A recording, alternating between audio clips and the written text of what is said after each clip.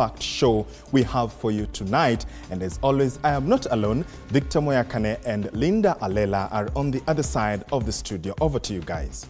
Well, as you rightfully put it, it's all about the 2010 Constitution adopted on the 27th of August 2010. This Constitution was largely about addressing the historical challenges that we were facing as a country, certainly fostering effective governance, and as well as upholding rights and freedoms of the people. Of importance is that we acknowledge that, upon that promulgation, the 2010 Constitution has done us wonders, but we equally acknowledge that we have a couple of challenges, significant challenges that actually need to be looked into. And so this very evening, we'll be discussing the 2010 Constitution, where we are at. Absolutely. Where a wise man said, if you want to know where you're going, you've got to look at where you're from. And that's what we're looking at today.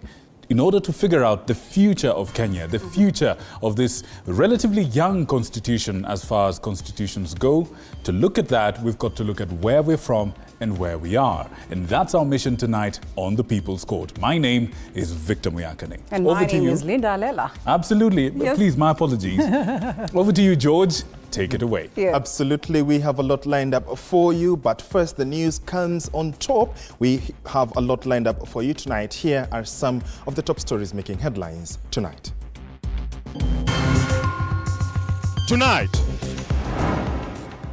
President William Ruto's remarks regarding the sugar cartels in the nation have elicited varied responses from diverse stakeholders.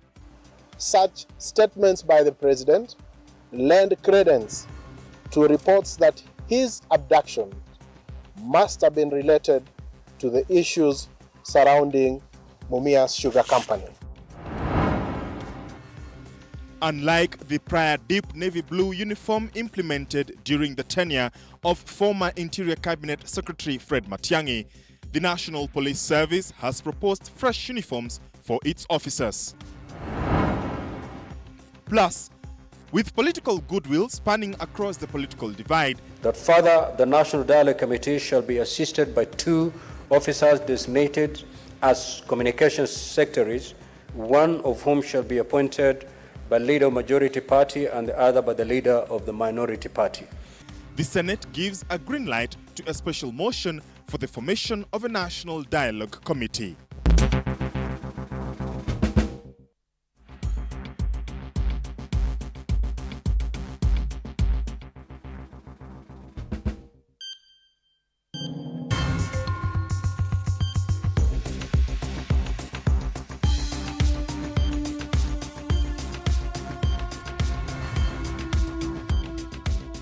Live from the broadcasting headquarters of TV47 here in Kenya's capital, Nairobi. We thank you once again for choosing TV47 to inform you. Engage us on Twitter. We ask you, is Kenya ready for another constitutional moment? Engage us on our social media platforms at TV47 News, at George Maringa _, at Linda _Alela, at Moyakane. Use the hashtag Daily Report, hashtag People's Court. We look forward to informing you. Let's get you informed now, shall we? And President William Ruto's sentiments concerning the sugar cartels in the country have sparked numerous reactions amongst different stakeholders. Some members of the civil society have denounced his remarks, terming them as a cue to the return of extrajudicial killings in the country. Azimio leaders have also criticized the head of state, demanding an apology from him. Zainab Mohammed opens our broadcast tonight with that report.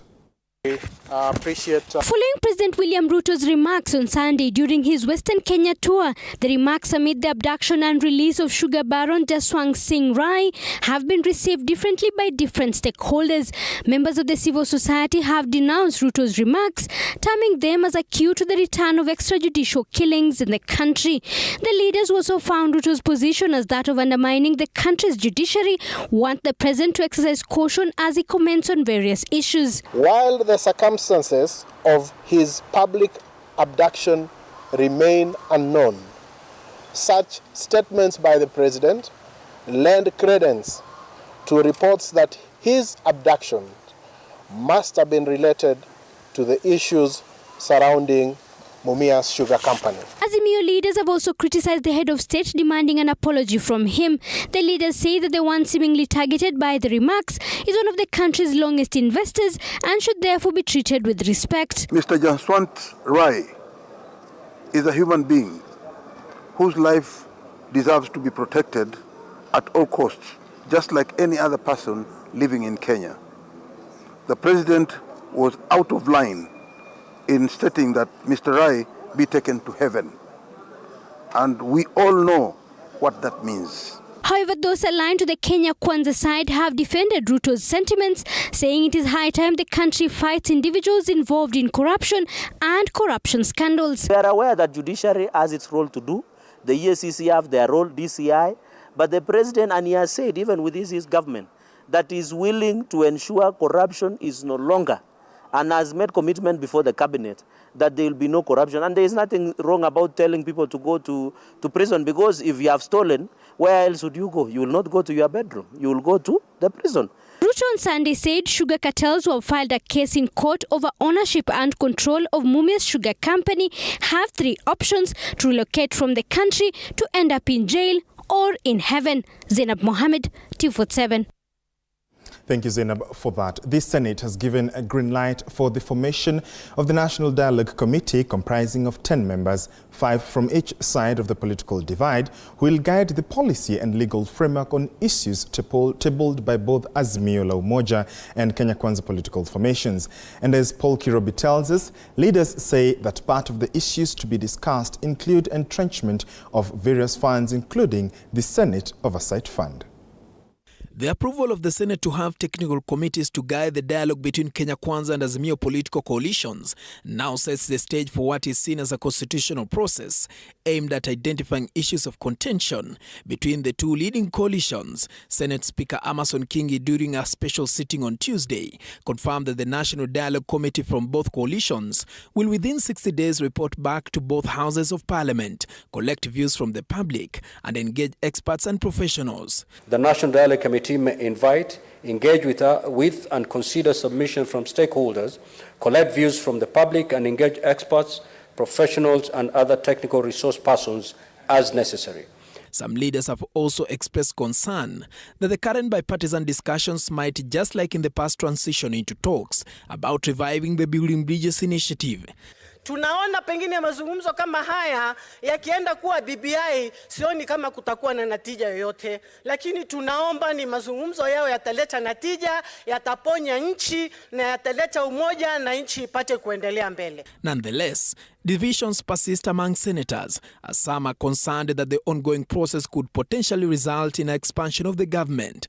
The concern raises the possibility of various unintended consequences, potentially leaving the ordinary citizen without assistance, even after their participation in the Azimio protest. If you have been defeated, you have been defeated. Go and wait for 5 years, and after that, go for another election and see whether you will go through. Dialogue only comes, Mr. Speaker, when there is a problem, and those who also don't know, it is through those dialogues that we have a new constitution.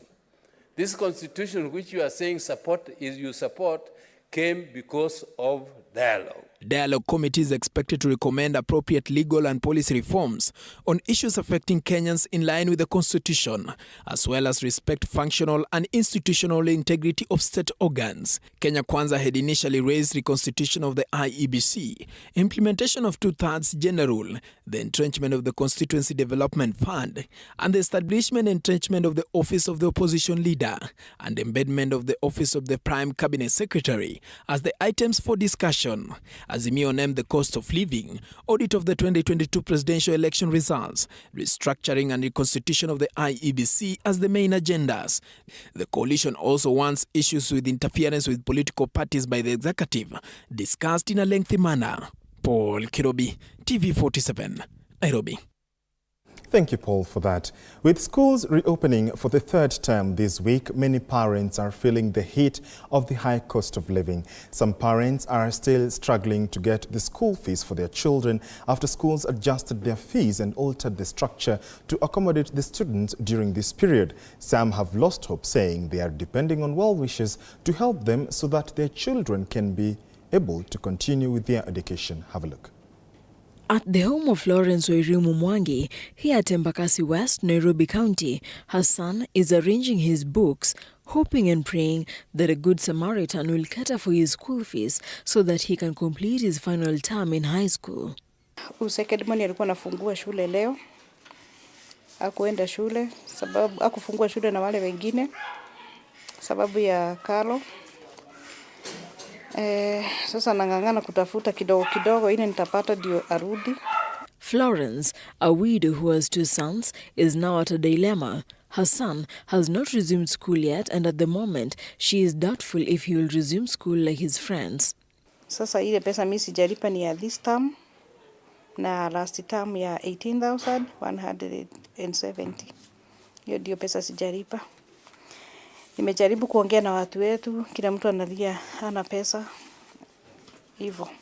The high cost of living has made it even more difficult for parents and even the school administration to take care of the children. Her only hope now is Yoba tu mtu ajitokeze amlipie tu hizo term 2.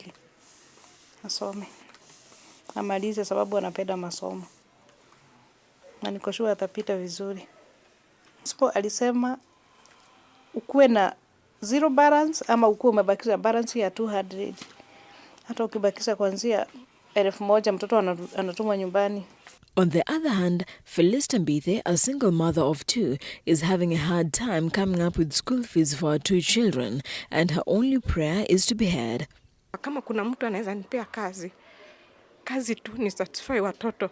At least nione wanakula vizuri, wanavaa vizuri. As she prepares a son who is in class 8, she hopes the government can intervene. Ni government ijali mwananchi wa kawaida kwa sababu tunaumia sana kusema ukweli, na school fees waache kupandisha kwa sababu wanapopandisha school fees na kila kitu inakuwa hali mbaya. This is the plight of Florence, a widow who has 2 sons. The first one has completed his secondary school education, but the second one is yet to sit for his KCSE exams. Her only hope is that someone will come up and help her to pay the school fees for her last-born son. Vera Alberta, TV47, Nairobi. Sad state of affairs right there. We hope for the best for the parents. President William Ruto has downplayed Azimio la Umoja's demand to have the IEBC service opened to ascertain last year's presidential poll results, terming the demand as a scheme for the opposition to negotiate their way into government. The head of state spoke during his fourth day of a developmental tour of Western Kenya, where he launched several projects in Vihiga County, including the construction of 5,000 affordable housing units, as well as a CT scan unit at the Vihiga County Referral Hospital. Ebu punga mkono ni wasalamie. On the 4th day of his development tour in Western Kenya, the president was in Vihiga County, ready to inspect and also commission government projects. Key in his address was the need for leaders to unite to foster national development, further lashing out at the opposition, stating that revisiting last year's polls wasn't the best idea for the nation. Hiyo ndio mpango tuko naye na tunataka tuwashirikishe na tunataka tufanye kazi hiyo kwa pamoja. The head of state further explained that there is need to invest more in production and agro-processing, saying that such initiatives would speed up the nation's economic recovery as well as provide jobs for the youth. Hakuna vile tutapunguza gharama ya maisha kwa maandamano ama kwa kuvaa masufuria. Tutapunguza gharama ya chakula kwa kushughulika na wakulima. In Vihiga, the construction of an industrial park was key among the projects listed. The government setting aside 250 million shillings for the project, which once completed will open up the region's agricultural industry. Hapa Vihiga, tumekubaliana na gavana wenu, huyo Mheshimiwa Otichilo, ya kwamba tunajenga County Aggregation and Industrial Park. Mimi nitarudi hapa kuanzisha hiyo mpango kwa sababu tunataka watu wa Vihiga muwe na mahali tutakusanya mazao yenu, tutahakikisha kwamba kuna storage, tutahakikisha kwamba kuna cold rooms, tutahakikisha kwamba kuna common user facilities ya agro processing, ya value addition, ya manufacturing, ndio tuongeze dhamana kwa mazao ya Vihiga na tupange ajira ya hawa vijana wenu. Among the projects launched was the construction of 5,000 affordable housing units, a CT scan at Vihiga County, and referral hospital 90-bed ward block at Emuhaya Sub-County Hospital, as well as the upgrading of various road networks. Tunataka kujenga awamu ya kwanza nyumba 5,000 hapa Vihiga. Hizo nyumba 5,000 tunahitaji vijana 10,000 watakao tusaidia kufanya hiyo kazi. Nyinyi vijana wa hapa Ebunangwe mko tayari? Amekuwa Bungoma, ako Vihiga, kesho ako Kakamega, kuhakikisha Western Region haiachwi nyuma kwa maendeleo. Leaders who accompanied the president include Deputy President Rigathi Gachagua and Prime Cabinet Secretary Musalia Mudavadi, who called upon the locals to rally behind the Kenya Kwanza government. Na kuna miradi nyingine ya maji ya barabara ambazo amepitisha. Na yeye sasa anatuongoza. Na hapo ndio sisi tulikuwa tunataka tuwe kama watu wa eneo hii. Tulipotembea hapa wakati ya kura, tuliwaambia yale tunataka kufanya. Mkatusikiza, wengine hawakusikia vizuri, lakini matokeo mnayajua, tuko na serikali. Chichi Josephine, TV47. Now, in contrast to the current Royal Navy blue uniform introduced under the leadership of former Interior Cabinet Secretary Dr. Fred Matiang'i, the National Police Service, NPS, has recommended new uniforms for police officers. NPS has also asked Kenyans to weigh in on the proposed police uniform through a public engagement initiative countrywide before submitting its final report to the relevant committee. Mike Kagwongo with the details. The new police uniform designs that will replace the present Persian blue ones, which were launched in 2018 by former President Uhuru Kenyatta, have been unveiled by the National Police Service NPS. Various iterations of the uniform at the police pavilion in South Sea, Nairobi, were on exhibit Tuesday morning, and officers and members of the public were encouraged to share their opinions regarding the new uniforms. We are only concerned with the design, as you saw in the hall, not about texture, not about standards. Those are for other agencies. So, and you have seen, we have presented made up uniforms to the officers, and they have voted through acclamation on what they want. The public participation exercise will run for a week in all the former 8 provinces, including Western, Eastern, Central, Northeastern, Nyanza, Rift Valley, Nairobi, and Coast. The invitation is in keeping with the 2010 Constitution, which mandates citizen involvement in all aspects of public life, including the upkeep of law and order. NPS Logistics Director Peter Ndongo said Kenya Police Service uniform is up for selection, and they cordially welcome the public to take part. The uniform that was contentious was the GD, General Duties, or Kenya Police Service, and as has been raised by your colleague, it has issues because there was no such process as we are doing now. We started the other way around. Now you see we have started on a public participation. Subsequent forums are slated to take place at the Ruringo Police Training College and the National Police College main campus in Kiganjo on August 30th and 31st respectively. Other units in the NPS, including the Administration Police Service and General Service Unit, will maintain their current jungle uniforms. The new uniform was first unveiled in February this year when Inspector General Japheth Koome donned it during a meeting with his deputy Nur Gabo, Chief Justice Martha Koome, and other officials at the High Court in Nairobi. The Kenya Kwanza coalition, led by Deputy President Rigathi Gachagua, had pledged to police officers during the 2022 election campaigns that it would abolish the blue police uniform. Mike Kagwongo, TV47, Nairobi. Thank you, Mike, for that. The security of data shared by Kenyans to the company behind WorldCoin still remains unknown, with the National Computers and Cybercrimes Coordination Committee maintaining that the data collected is being stored in servers abroad. It has also further been revealed that WorldCoin disguised itself as a research project. Sheila Chelangat reports. Before Parliament's ad hoc committee tasked with probing WorldCoin activities was the National Computer and Cybercrime Coordination Committee. I'm talking about a multinational company coming to Kenya to allege to be conducting research. And the research they're conducting, or they allege they were conducting, involves collecting persons, Kenyan citizens' sensitive personal information. According to the committee, Kenyans who had registered for the cryptocurrency accounted for 25% of total registrations worldwide. This, the ad hoc committee heard, was done without many paying much attention to the company's data privacy statement. The token, the currencies you're talking about, it is highly likely that they will not be able to convert that into physical cash.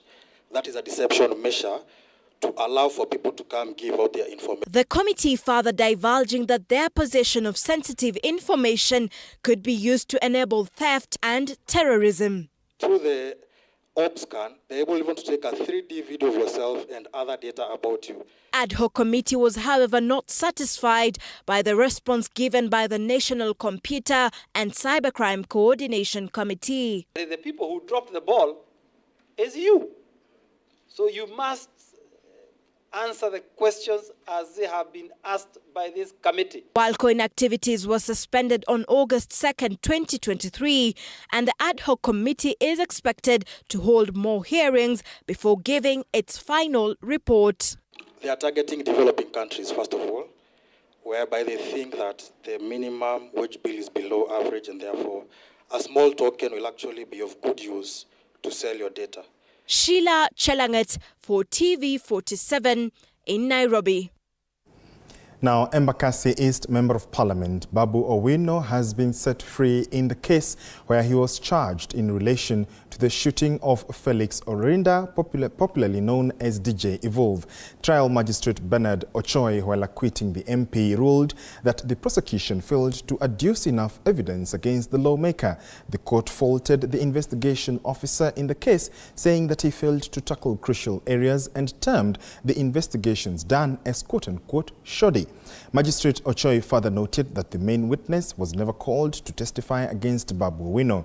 The court ruled that the prosecution failed to adduce the medical evidence to show that the victim was injured by a gun, and the ballistic report didn't conclusively find the firearm was used in shooting. On whether the legislator behaved in a disorderly manner, it was the court's finding that the state failed to prove the disorderly conduct alleged. The court thus faulted the prosecution for not adducing the blood sample to show the alcohol content. While testifying virtually from his bed, the DJ had said he does not know what happened to him, as he only found himself in an ambulance. He, however, acknowledged to the Nairobi court that he was indeed shot and injured by a bullet on the fateful day, but that he does not know from which gun. In the case, Babu Owino had been charged with misusing a firearm. For the above stated reasons, the accused is found not guilty and is acquitted under Section 215 CPC. And in conclusion, the court notes that this is a case of great public interest that may have gone wrong during investigations, and perhaps the DCI should consider such cases being investigated in future by senior experienced officers, at least in the rank of Inspector of Police and above. So that is the judgment of the court. This judgment has gone the way the Almighty God wanted it to go. That is how God wanted it to go. And I want to say that the day that I will be victorious is the day that I will see DJ Evolve walk, stand by my side. And I want to assure DJ Evolve and members of the public that I will walk by DJ Evolve's side. I will always be there for him. And in fact, I'm planning to take him to India for further treatment. And I'm praying to the Almighty God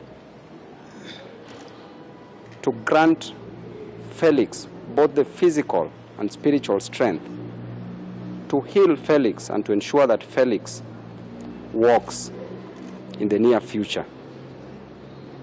I want to leave it at that and thank the Almighty God once again for this judgment, and may God bless everyone. Now, the Public Investments Committee for Energy is proposing adjustments on docking fees and storage levies that have accrued on cargo at the Mombasa port over heavy losses witnessed in the past few months. The committee chair, David Kosin, says the levies accrued on delayed picking of cargo had been dismissed, and the port still struggles with having a deliberate and valid system of calculation that is often manipulated by unscrupulous importers.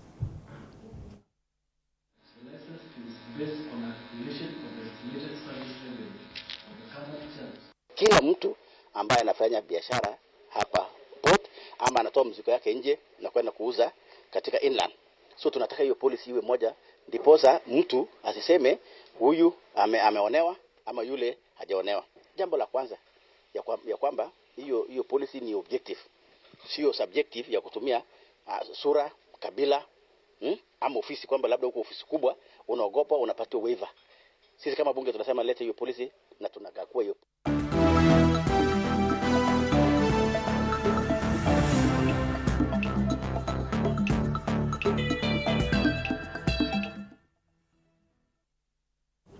Time now for sports news, and world champions Faith Kipyegon and Mary Moraa have assured Kenyans of their continued stellar performances in upcoming athletics events. The two elite athletes were speaking after safely landing at the Jomo Kenyatta International Airport from Budapest, Hungary, where they won gold in their respective races. Kipyegon revealed her aspirations of becoming the first woman in history to win 3 gold medals in the 1500-meter race, the 5000-meter race, and the 10,000-meter race in the 2024 Paris Olympic Games. Meanwhile, Mary Moraa is also identified the Paris Olympics as her next challenge, where she intends to break the 800-meter race record set by Jamila of Czech Republic in 1983.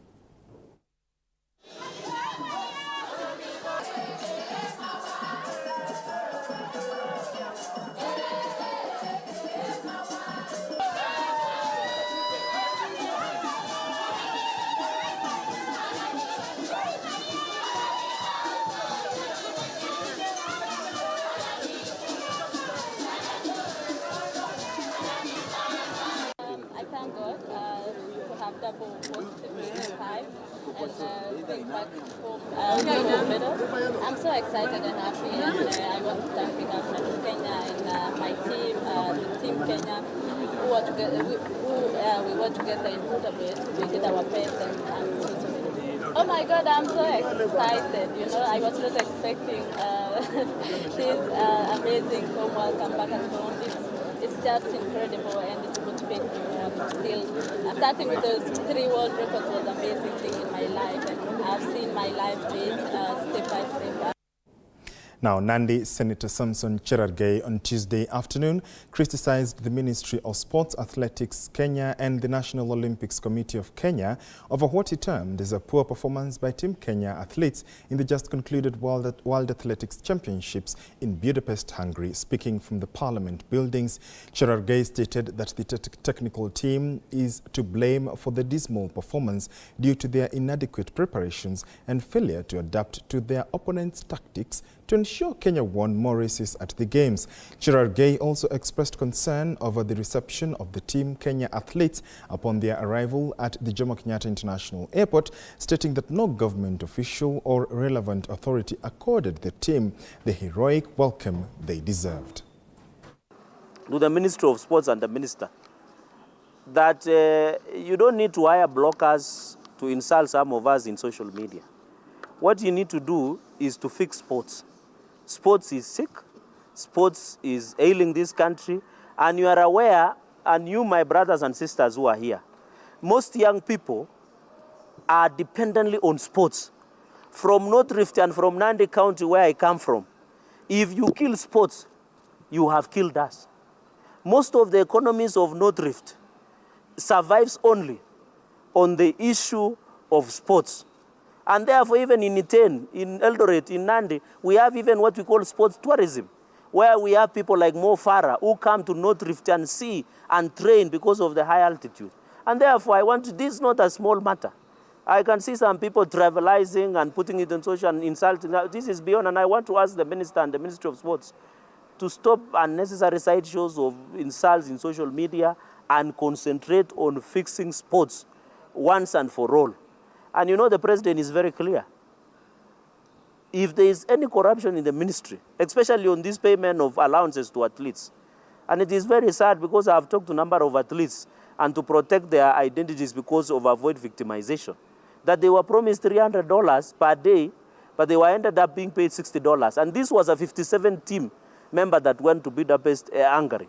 I want to appeal, if there are any corruption within the sports ministry, the minister and the ministry must sit down and address those challenges. If they are facing any challenges as a parliament, and I want to insist this, they should bring any legislative and policy intervention to parliament to assist the growth of sports in this country. And they should listen to the message of the president. The president has said there are only three things. Either you go to the jail, you go to heaven, or you leave this country. There is no option about that. Now, Kenya Boxing Federation President Ruben Ndolo has called upon the Ministry of Sports to support this sport. Speaking during a training session in Nairobi, Ndolo expressed his disappointment over what he terms as the neglect of boxing, which he says has affected the performance of talented boxers in the country. Kama hawa. Kwa hiyo ndio maana unaona sisi hatuachani, lakini inatutia uchungu sana. Wewe unaona mpaka sasa hivi mimi nakuja kufanya mazoezi na watoto wetu. Sio kwamba eti na nini, kwa sababu nakuja hapa hawana pesa ya kwenda gym. Ndio maana mimi nashukuru sana mazoezi mtaani na nyinyi wenyewe. Eti sio kwamba sisi tunapenda eti kufanya tumeachwa. Na watu wanasema tu mambo ya sports. Wanasema tu na wenye sports wenyewe hawako. Wakileta watu ambao wataangalia sports wanachukua tu mtu kutoka kokote ambaye hajui hata maana sports ni nini. Kwa hiyo sisi tunaomba kitu cha kwanza, wale watoto wetu kama Bilali hapa.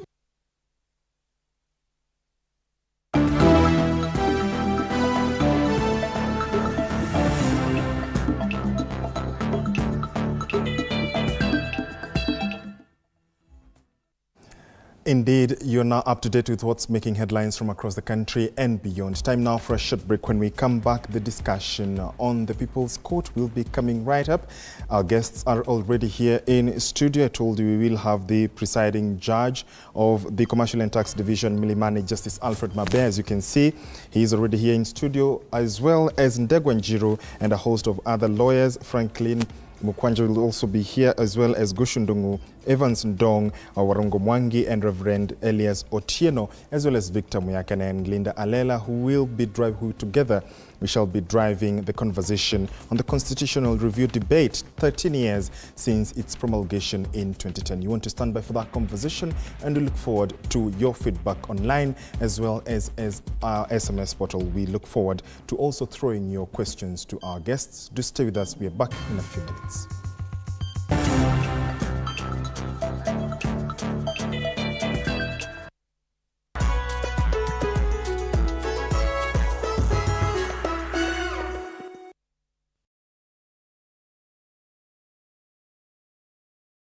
Venue. Our state-of-the-art facilities are designed to meet all your needs, from large-scale conferences to intimate meetings and everything in between. Located in the heart of Thika, the Mwai Kibaki Convention Center offers stunning views of the city skyline and is easily accessible from all major transportation hubs. Our facility features ample parking, free Wi-Fi, advanced audiovisual equipment, and our technical team is always on hand to ensure your event runs smoothly and seamlessly. Don't take our word for it. Make your next event unforgettable at the Mwai Kibaki Convention Center. Contact us today for bookings and reservations. Email multimedia@mku.ac.ke or call us on 0708 212204 or 0727 441733 or 0721 438 629 to learn more about our services and book your event. Radio 47 tuko nawe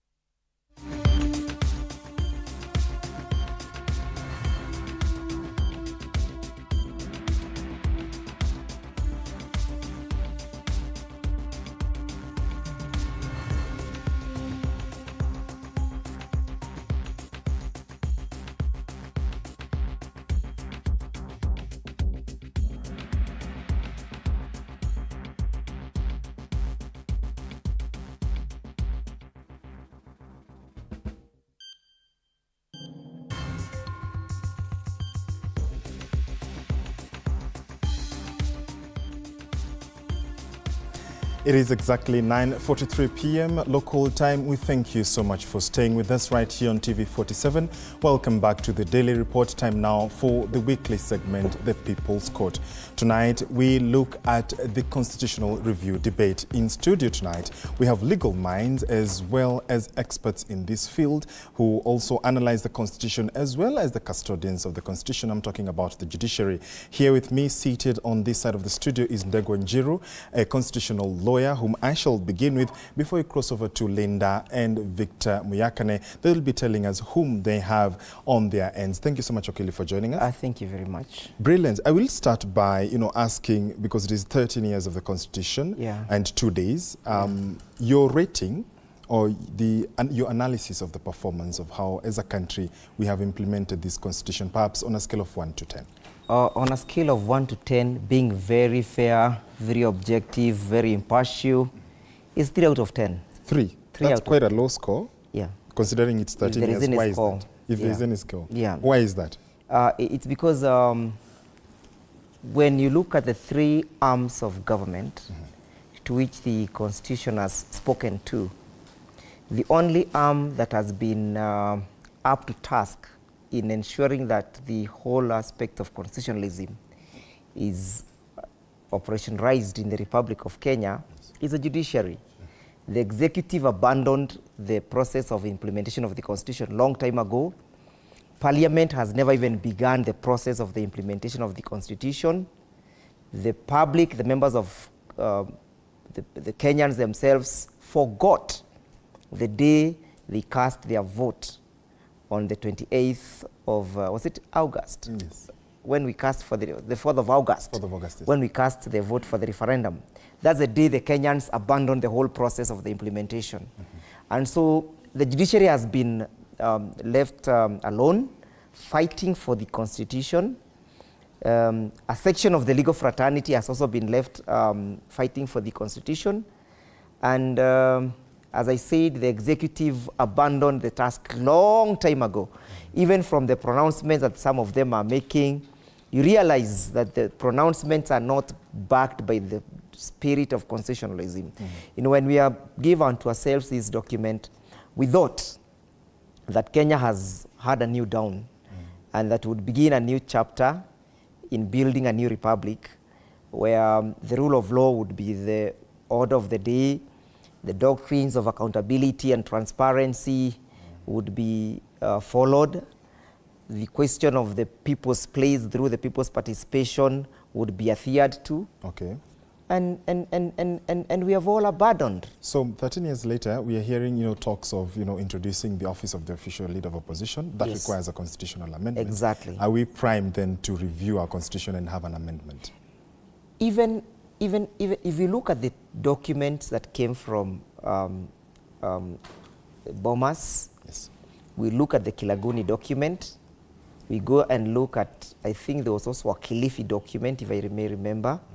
Then we also look at Wako's document. They had one thing in common. And then we also look at the document that was taken by the members of parliament to Naivasha during the review process. There was one thing in common, that people had not fully agreed which system of governance that we needed to have.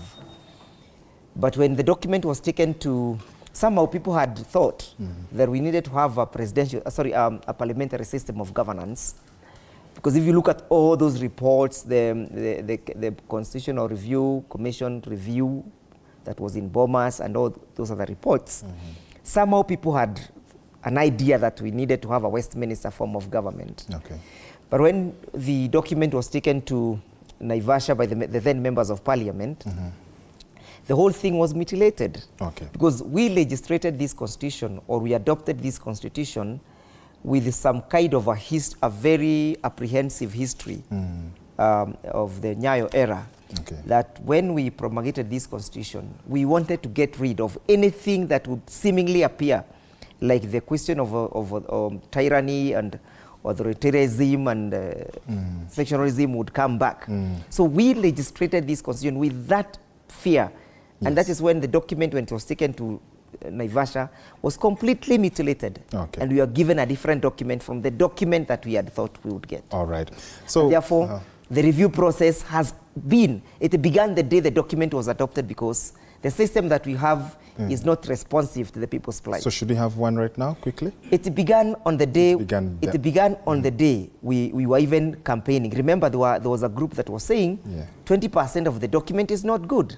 80% of the document is good. So even as we were casting our votes for the referendum, we knew that a particular point X will have to review this document. Brilliant. You know, that is very valid points that you raise, and you've mentioned the only people who are left, you know, to protect the Constitution is the judiciary, and Victor is one of the guests is one of the custodians of the judiciary, that is a judge. Victor, I wonder what your panelists think about, you know, the rating that, but first of all, Victor, Linda, I wonder what your panelists have to say about, you know, the rating that Wakili has given, a 3 out of 10. Linda, perhaps, what do you have on your end? And you would laugh at it.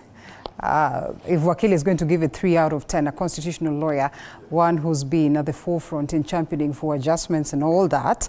But I mean, I think it's not for me to declare that, like you rightfully put it, it is for the panelists and the audience right here with me this evening. Let me acknowledge their presence first before we get to hear their view on the same. Evans Ndong, who's a lawyer, seated here right in front, and as well we have a journalist, a veteran journalist for that matter, and therefore I acknowledge his presence. Guchu Ndungu, thank you so much for creating time to be with us. Also, we have Wanjiko Wahome, who's a digital content writer as well as a law student. And lastly, we have Franklin Mukwanja, who is the Executive Director, Center for Multi-Party Democracy. Thank you so much for creating time, lady and gentlemen. And Wakili, to accord it 3%, perhaps it's quite, scaring to even imagine that we're even talking about adjusting or amending the Constitution at this very stage. I mean, should we go the United Kingdom way? You know, those ones who are our very own, they're the ones who actually came here and they decided that this is the route that we're going to take. Our colonizers, they have a different system of constitution, if you'd want to call it. Some actually argue that they do not have a constitution. If we're going to rate it at 3%, do we really need one? We'll start with you, Franklin. I think I partially agree with Wakili, for the simple reason that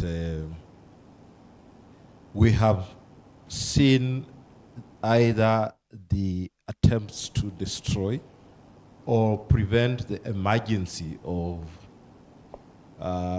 transparent, accountable, and strong institutions, which were intended to make sure that the spirit, not just the letter, of our new Constitution 2010 is felt. And in my view, and coming from the sector that I work in with political parties and actors, I reckon that this is premised on the fact that our politics may be too pathological, our circumstances too dire, and our spirit too soft to seize important moments like the turnaround we gave ourselves in 2010. So I would just be fair enough as well to say possibly 4%. 4%. Yes. All right, a quick one. We give it to you. And the journalist here would perhaps not agree to what it is the two of you that are saying. What do you make of this? Is it that moment where we say it's a constitutional moment after all said and done? 3%, 4%? Thank you very much. I think I would differ with the two gentlemen and give it at least a 6.5. And most of it would be because because the new constitution introduced a very noble concept called devolution, the emergence of counties. And what that has done, it has devolved resources and power to the regions, which was a game changer. And that has led, if you like as journalists, we move around and you can see the before and after effects of devolution. And devolution came with this constitution. So for that, I would give it up to 6.5, because if you look at the people down there who the constitution is supposed to serve, services were brought closer to people. There are some areas which didn't even have tarmac roads, some counties. They have seen some tarmac roads because of devolution. Devolution, yes. Healthcare, some places didn't even have a modicum of hospitals. Yeah. They are there because of devolution. So at least for the people, the 2010 constitution was a game changer in terms of devolution. That's how I would give it a 6.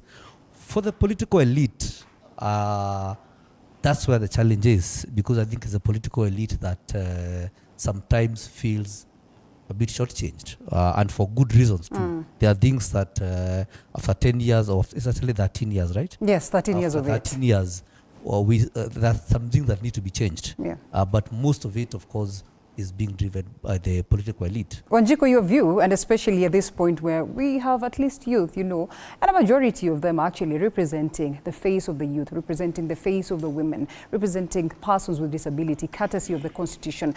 I mean, let's agree that there are a couple of things that it has brought to us, good things for that matter.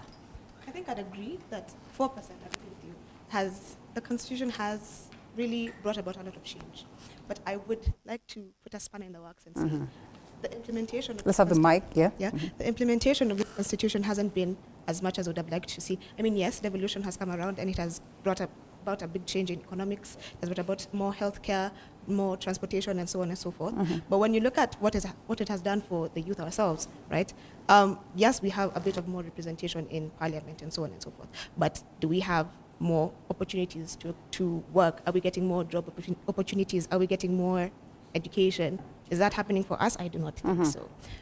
When we look at, yes, the judiciary has done a lot to implement what is going on, what the Constitution wanted it to do in terms of it being independent and so on. But when it comes to the political elite, as he has said, yes, I feel like when it comes to them wanting for this thing to be amended, I feel like it is a political agenda for them. They're not looking at how is this going to affect people like us? How is this going to help us? All right.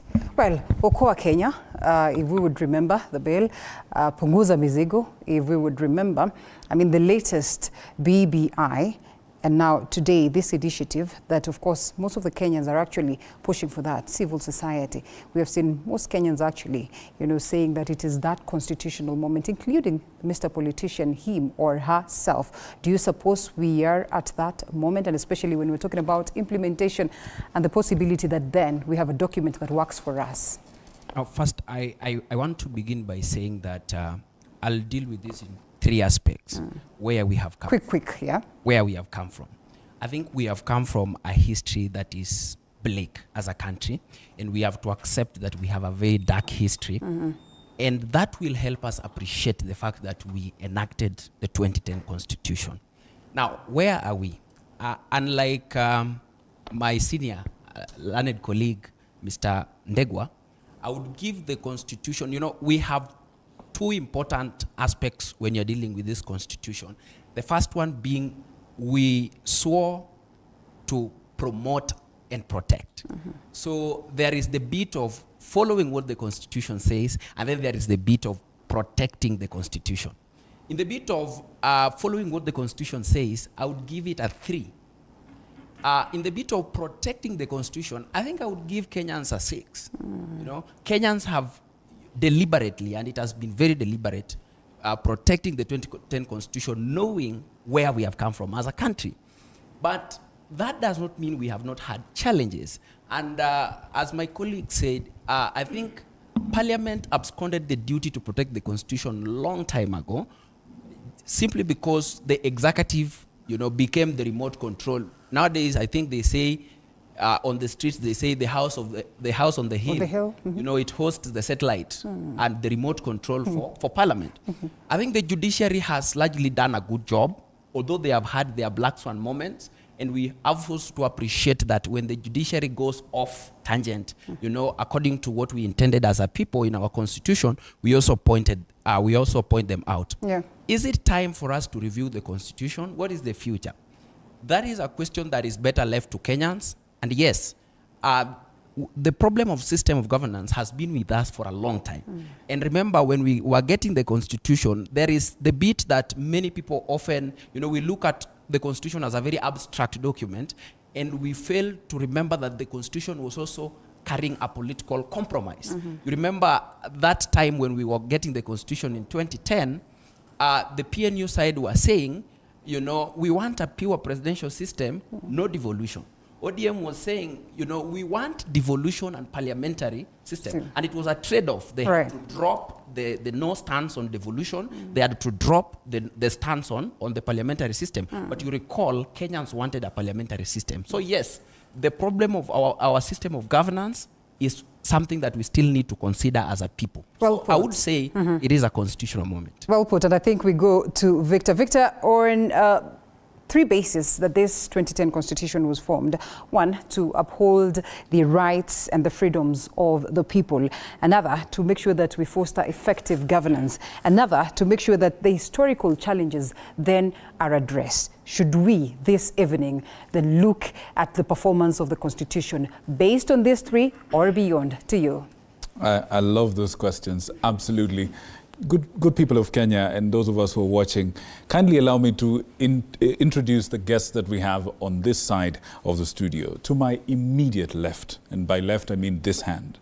I know directions are a little bit difficult for some. We have Justice Alfred Mabea, presiding judge at the Milimani Law Courts, Commercial and Tax Division. Thank you so much for joining us. Thank you. We also have the Reverend Elias Otieno Agola of the NCCK, which is the National Council of Churches of Kenya, Nairobi County Chair.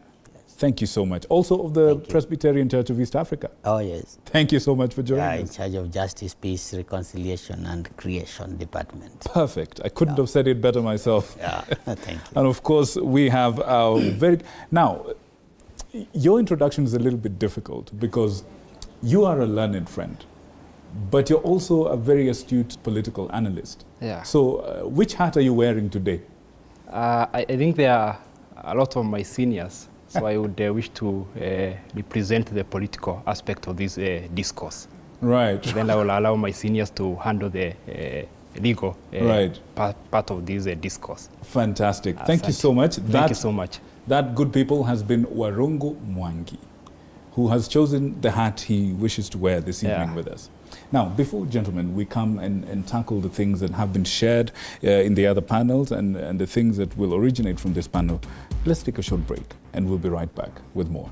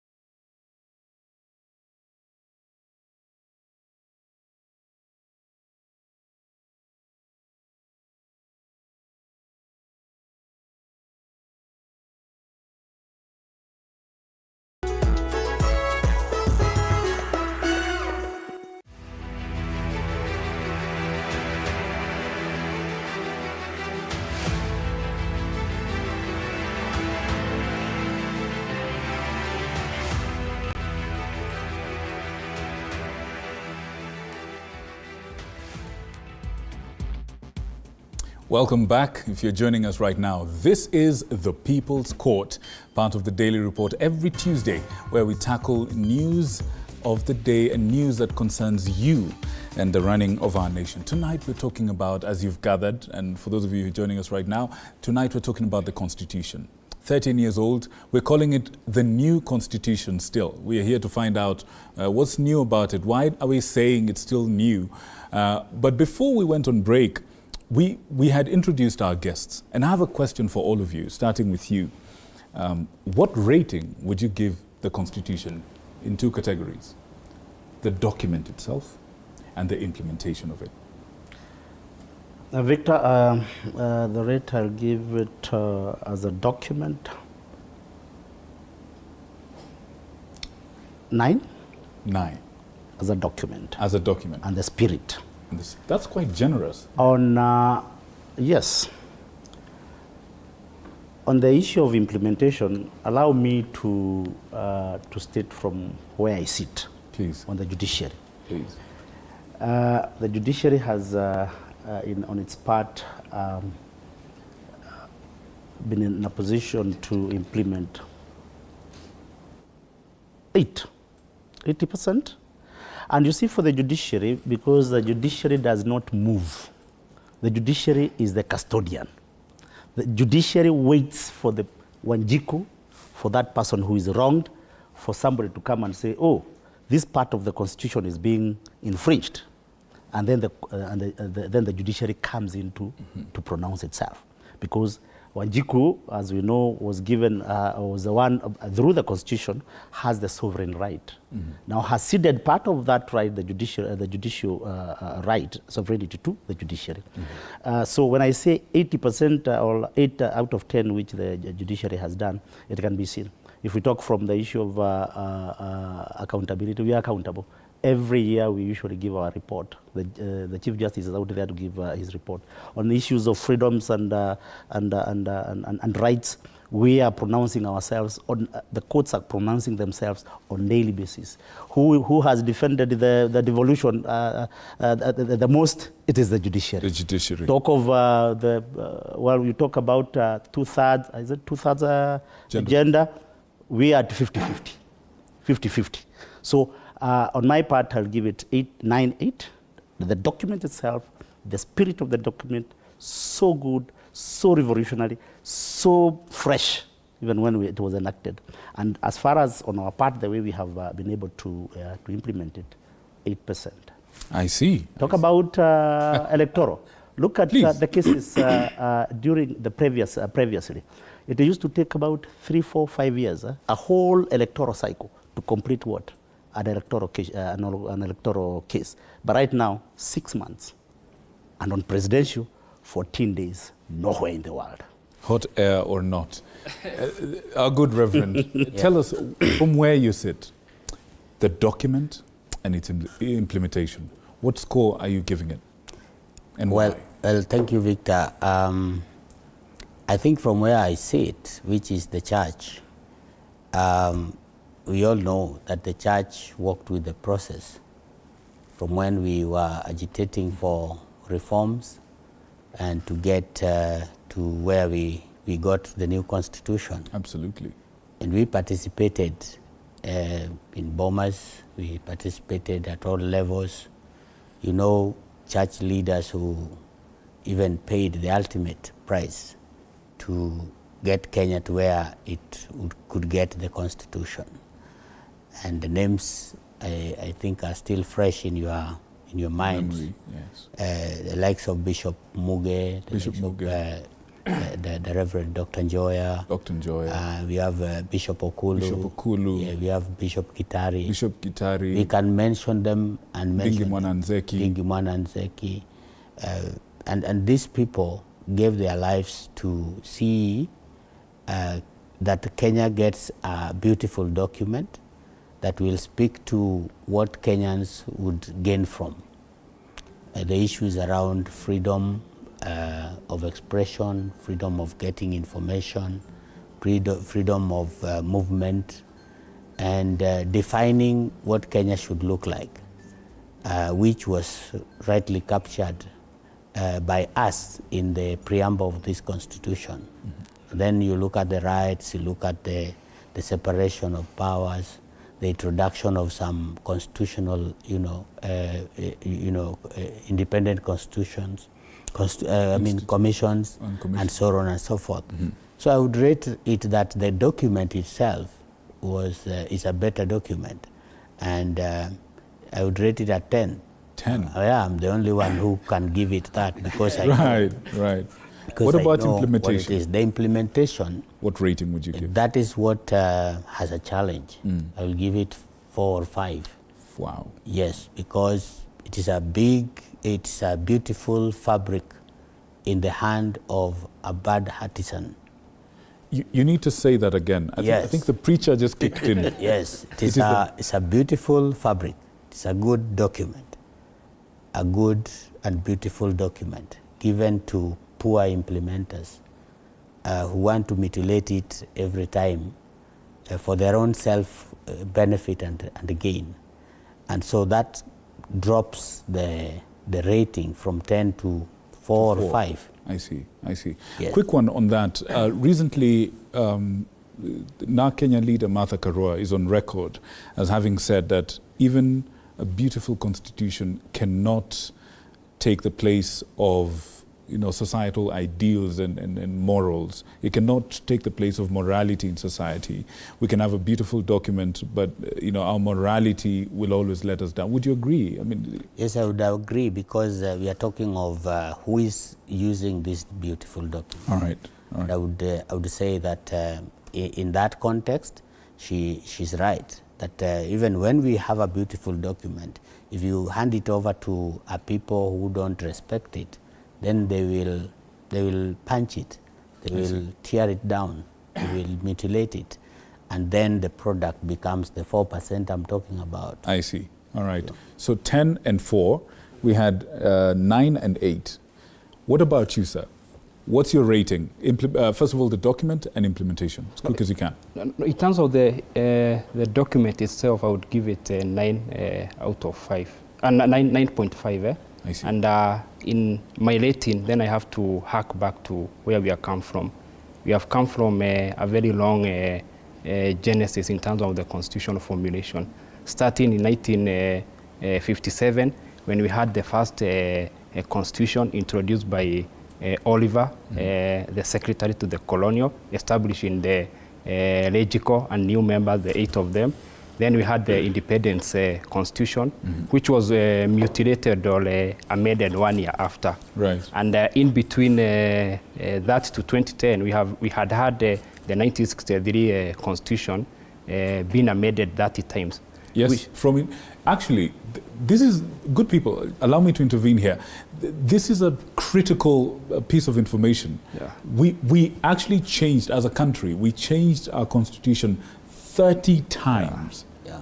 Between the time we marked our independence up to the time we were getting a new one. Yeah. 30 times. And the saddest bit is that we had the first amendment 1 year after we had that independent constitution. Goodness. And I would wish to compare with the most developed democracy, the one that we normally compare, which is America. America's is almost 250 years old, and it has had its constitution amended 27 times. In 250 years? Yeah, and the first 10 amendment has been purely touching on the people, what we call the first amendment on the liberty to worship. Okay. So I think we need to be fair and compare it from where we have come from. Secondly, then we need to ask ourselves what had precipitated us in the formation of the 2010 Constitution. We were not looking for the autonomy of the 3 arms of the government. We had come from a very heated election, and actually what Kofi Annan had recommended in his Agenda 4 is that we have a new constitution and we have a constitutional reform. So we need to see whether the same has been achieved, even without necessarily getting into the politics of the legislature and the executive.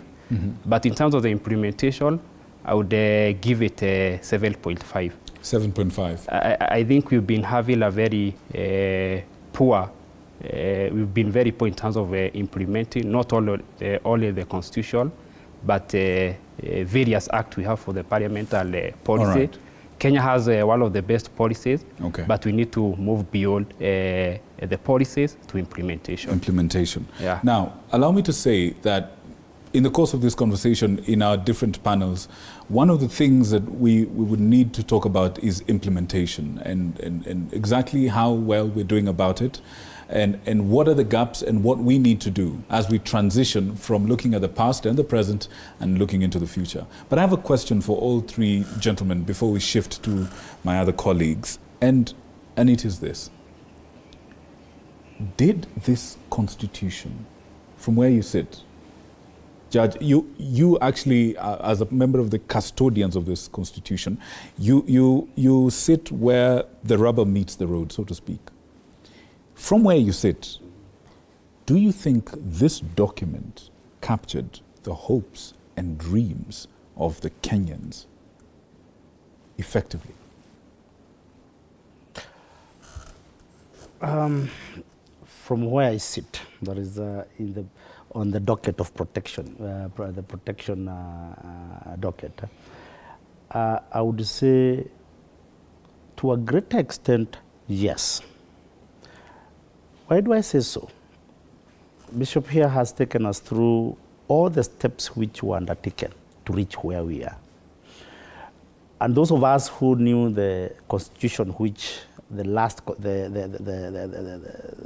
our past constitution, where it was a pale shadow of what we can call a constitution. It did not protect the individual, the Kenyan. It was not people-centered. This constitution, if you look, you'll see the many decisions which the courts make, where the participation of the people is lacking, be it a policy decision, be it whatever decision that is made, it has to be overturned. What does that mean? It means that the drafters, the makers of this constitution had in mind that the most important thing was to think about the individual, the Wanjiku, the people. You are to be accountable to the people, you are to be transparent to the people, and all those. So for me, I would say that it did capture the spirit of and the aspirations of Kenyans. The only problem is the part of implementation. Mm-hmm. How far have we gone in implementing all the chapters of this constitution? Why do we have so many cases, constitutional cases in court? It is because there may be people still around us, amongst us, who may not be happy with the document itself. I think one of the panelists talked about, I think, the political elite, or those who may think that probably the texture itself takes away the power from them. That is where the problem is. I see. But the constitution itself, the drafters, as you are told, chapter 1, the sovereign belongs to the people. So for me, the aspirations of Kenyans and the spirit was captured. Right. Yeah. Reverend, I want you to respond to something that came from the first panel. And it's that, and you in that part of the process, but there's a concern that the people for whom this is may not necessarily grasp what the Constitution is about, its importance, and the freedoms that are in that Constitution. It came from the first panel that a weak link in this chain is the people. Would you agree?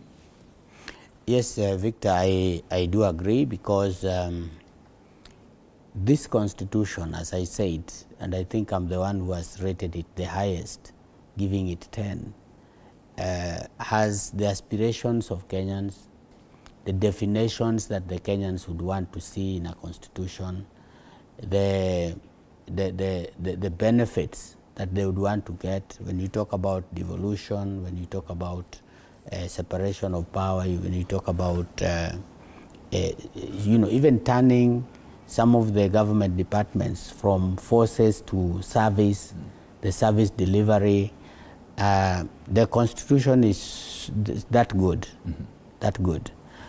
However, as I said, when you look at, for example, how this constitution is being handled, I would say it is being mishandled by the duty bearers who want to usurp the powers that Kenyans gave themselves in Article 1, when we said we hold the sovereign authority. It is like the citizens are being taken to the point where they are like now the duty bearers, and the duty bearers are the shareholders. Yeah. So here we are. Why are we in this quagmire? It's because the duty bearers have not given the common mwananchi the opportunity to participate in understanding what they are doing. And even where they are supposed to involve the common mwananchi, they do it just as a formality. They don't do it because they would want to hear the common mwananchi talk about this constitution and its implementation. Right. At the same time, we also have to blame ourselves as Kenyans that the document is there. I remember we have a lot of copies that were given even before the referendum of 2010. And then we also have other copies that my friend there in the Center for Governance and we also have Urahia. They gave out so many copies, but reading it is another problem. You can hear some people say so and so has read. You can also hear some people say it is from our own person, so why should we read it? So that is the challenge. I think that you cannot protect what you do not know. On that note, yeah. And this is a question for you. I want you to jump in here, Warungu. Yeah. Has this constitution and the details in it been properly communicated to the people? And going forward in the next, let's say 10 years, next 13 years of the constitution, what needs to be done in terms of communication and civic education around this constitution to change the situation? Definitely not. I think Kenyans have not been communicated well in terms of this constitution. We hear only 3 or 4 articles being thrown out to Kenyans. When politicians want to have articles benefit them, like Article 1, sovereignty of the people, most of the Kenya don't even understand what we mean by the sovereignty of the people. We hear Article 37 being interpreted and misinterpreted by everyone in the streets, and sometimes even on set by half-baked analysts. So it's quite a lot of information that need to be disseminated to the people. And I'll give you a case scenario. When we had the last year general election, most of the citizens didn't even understand different roles for different political electoral units. You would hear a senator going and promising that he'll build a road for the citizens, and most of the citizens will cheer him or her, whereas the senator does not have any kitty to build even something small.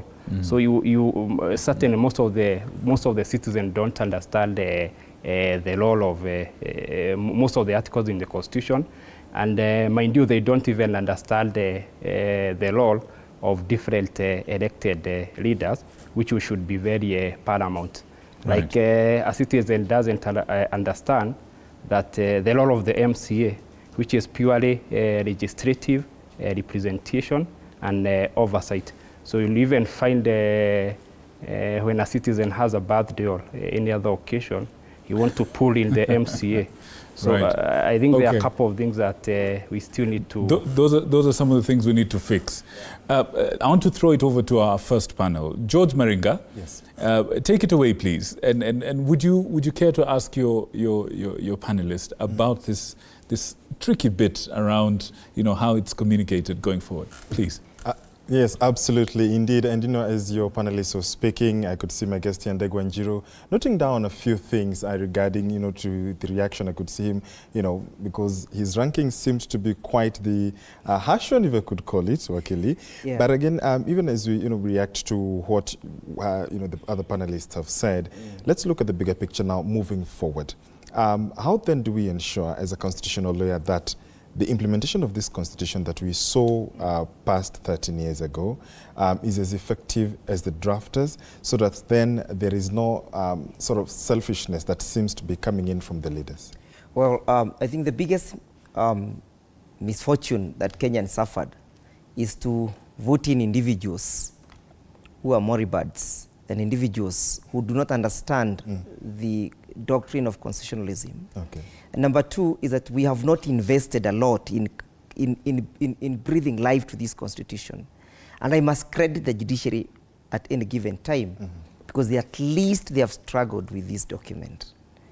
But the pallbearers, who happens to be the parliament, abandoned the whole process long time ago. In my view, what needs to happen is that people cannot implement what they do not understand.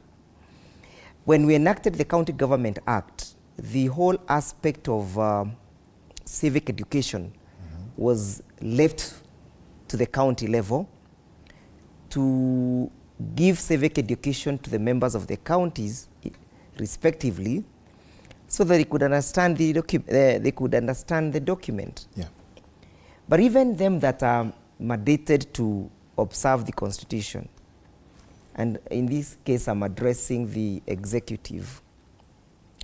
The other misfortune is that although there are individuals who swore with the document to protect and to uphold it as per Article 3, I am almost convinced by some of the pronouncements they are making that they either have never read this document, and in this case I'm addressing the executive, they do not know this document, they do not believe in it, and most likely they swore in to defend and uphold a document that they do not know. May I just mention the recent pronouncements that were made yesterday? Yes. Without having to go political. An individual who should have fidelity to the Constitution goes and says that there are only three options. You either fly away, I put you in jail, or I safirisha you. So this person has become the judge, he has become the prosecutor, he has become the investigating officer, and he has become Alpha and Omega. And that is what we wanted to avoid when we enacted this document. Okay. That aspect of chest thumping. So we are not out of the woods until the individuals who swore to defend this document take it upon themselves and first of all believes in it. So what then defines a good constitution? What defines a good constitution is a spirit of constitutionalism, in my view. That people are able to live to the limits and to the extent of that document. Good as it may be, bad as it may be, at least we see some efforts of enforcing and implementing it and believing in it. For example, the court the other day went and pronounced itself on the question of the CDF. The Supreme Court, it began in the High Court, the Court of Appeal, and the Supreme Court. But what are we seeing? Because the Supreme Court said that the question of the CDF is an executive function. But what are we seeing? We are seeing the pallbearers, which is Parliament, saying that they must be given the CDF. We are seeing the executive saying those people who are responsible for allocating the CDF should allocate it to Parliament. Look at the question of the proposed amendments in respect of the office of the opposition, leader of opposition. Yes. So an individual says that he has written to Parliament to amend and anchor the office of the leader of opposition in the Constitution, not knowing that such an amendment is so fundamental because it seeks to change the structure and the nature of Parliament to the extent that it cannot be done by Parliament without involving the people. It tells you that they are not in touch with this document. And that brings me to the next question, which is the constitution-making process had always and has always been termed as a political process. So is Mwananchi perhaps, left out in all this? When you look at even the process, the amendments, I mean the attempts, the 30 attempts, even right now, is Mwananchi sort of being left behind? We are not even discussing the allocation to counties. Besides the constitution, there are some other human rights instruments. Like there is a UDHR, Universal Declaration of Human Rights. There is the ICCPR, International Convention on Civil and Political Rights. All these, they have been codified and solidified into what we call international customary laws. And therefore, they form part and parcel of our laws. And therefore, historically, previously when we were doing the 1963 Constitution, none of us was involved. But this document has dictated that you cannot amend me unless you involve the people whom I seek to govern. And therefore, it is not an exclusive affair of the politicians. It's a misnomer for them to think that they can sit and amend this constitution as they so wish without involving the people, because the constitution has said you cannot touch me on various aspects without involving those people whom I seek to govern. So then how do then these people say, fine, if we want this constitution amended, it is based on quote unquote our terms, so that then we don't hear that the first attempts to have it in a dispensation is to create a certain position, so that then it is felt, the spirit of constitutionalism, as you say it, is felt to have come from the people. Good ideas in this aspect of constitutional amendments. For example, it is a good idea to create the office, in my view, the office of the leader of opposition. Okay. So that we are able to strengthen the members of parliament. But mostly, the process has been hijacked, as you say, by politicians, depending on which side that you are. Okay. So that good ideas are lost by political machinations. So the moment we shall divorce ourselves of these political machinations and political biases, and we say that we have a document that we want to have some perpetuity, a document that we want to pass over to our next generation, and therefore we divorce ourselves from partisan participation in the process of the amendments, then we shall have all and sundry looking at the substance of the amendment other than the form of the amendment. Absolutely. They have mostly invested in the form. Who is proposing these amendments? Okay. What is the mischief that is supposed to be addressed? For example, the BBI amendments, some of them were so good. But because individuals thought that this amendment being proposed by certain quotas is mischievous, then we lost the debate. Okay. And that is why the whole aspect of the one man, one vote, one shilling was lost. That is why the whole aspect of the citizen, the duties to the citizens were lost. That is why the question of the creation of the office of the leader of opposition were lost. That is why the process of introducing members of cabinet to parliament were lost. You can see now, a very unconstitutional aspect has taken place. They have gone, amended the standing orders, and they introduced members of the cabinet to parliament without amending the substantive document. So what that has done, the necessity to have the cabinet in parliament has necessitated them to amend and to introduce them through official amendment of the standing orders, and hence amending the structure of the constitution. Okay, precisely. Indeed, that's why we throw it to Linda Alela. I wonder what your panelists have to say regarding the issues raised tonight in this debate. Well, before we get to hear that, how about we take a quick short break and back to that.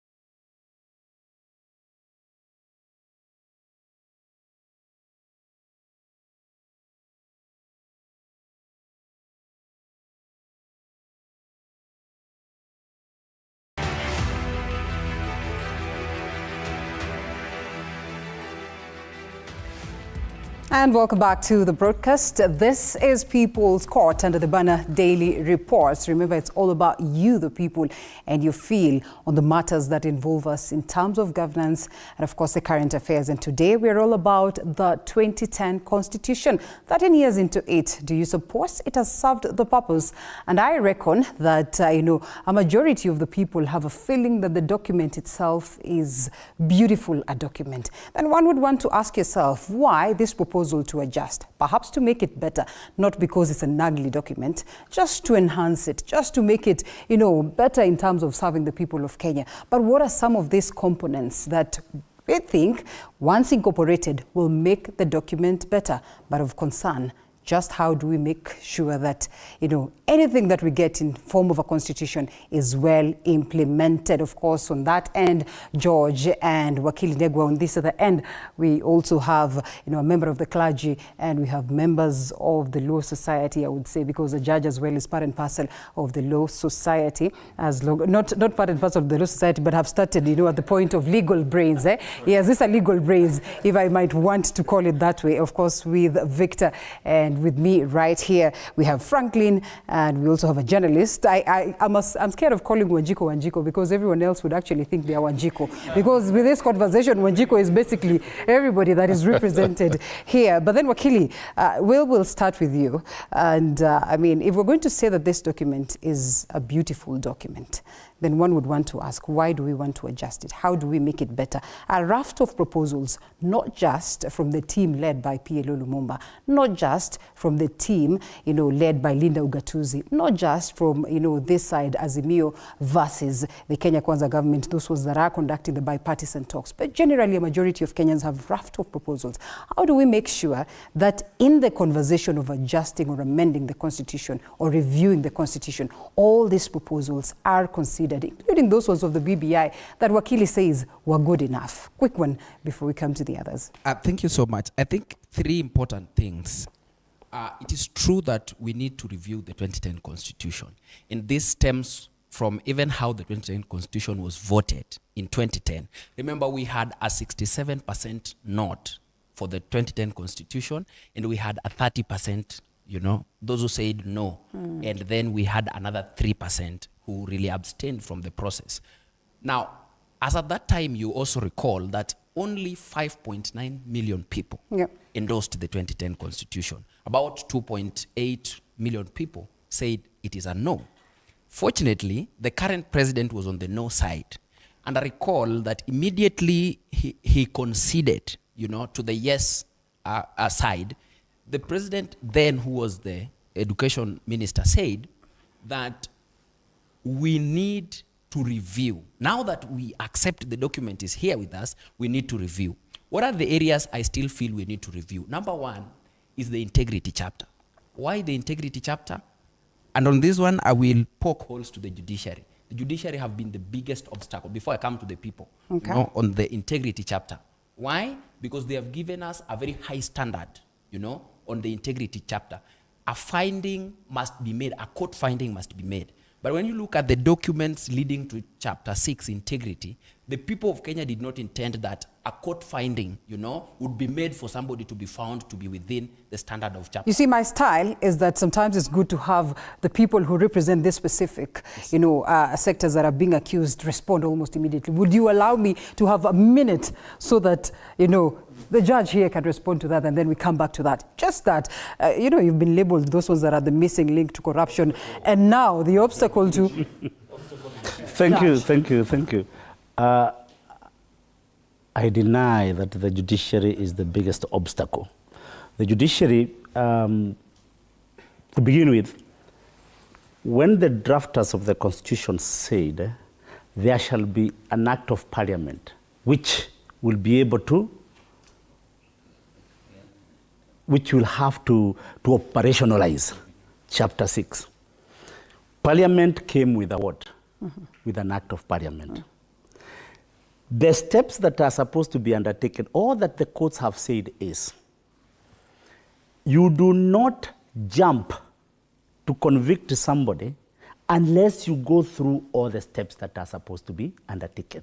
Protecting what? The rights and freedoms of what? An individual. Right. Number two, When we say that go fast to, if it is an issue, I give an example, it's an issue of corruption.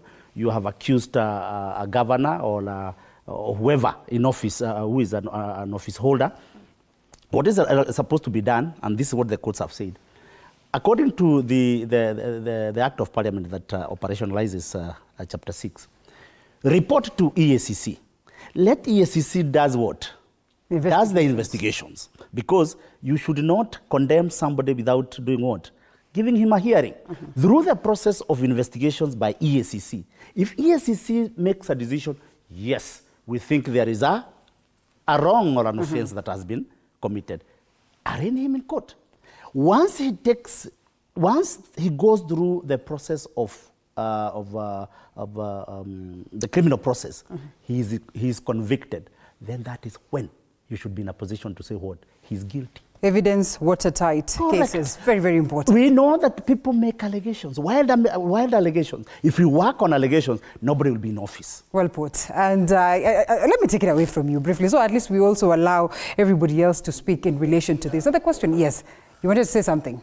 Yes, I think our panelists here and the judge and even Ndegwa is everybody is trying to solve a moral problem using legal and constitutional means.